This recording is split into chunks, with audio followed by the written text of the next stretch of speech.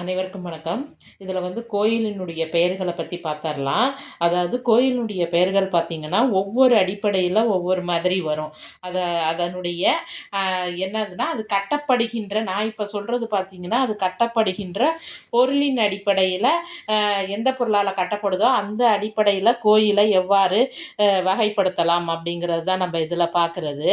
இதில் பார்த்தீங்கன்னா, நமக்கு சுத்தம், மிஸ்ரம், சங்கீரணம் அப்படிங்கிற 3 வகையாக கோயில்களை பெயர்களை சொல்கிறாங்க.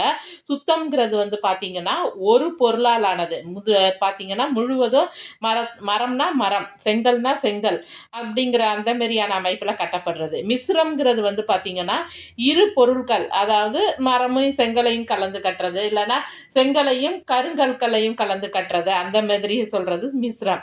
சங்கீரணம் அப்படிங்கிறது இரண்டிற்கும் மேற்பட்ட பொருட்களில் பல வகையான பொருட்களை பயன்படுத்தி கோயில்களை கட்டுறது. அதற்கு பேர் சங்கீரணம். அப்போ நம்ம கட்டப்படுகின்ற பொருளை வைத்து, இதுவே நம்ம இன்னொரு அமைப்பில் பார்த்தீங்கன்னா, இந்த திராவிட வகைகளில் பார்த்தீங்கன்னா, அதை ஆலக்கோயில், இளங்கோயில், கரக்கோயில், அதெல்லாம் அந்த மாதிரியான ஒரு வகைப்பாடு வரும்.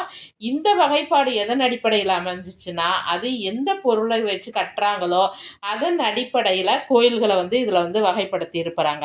நன்றி, வணக்கம்.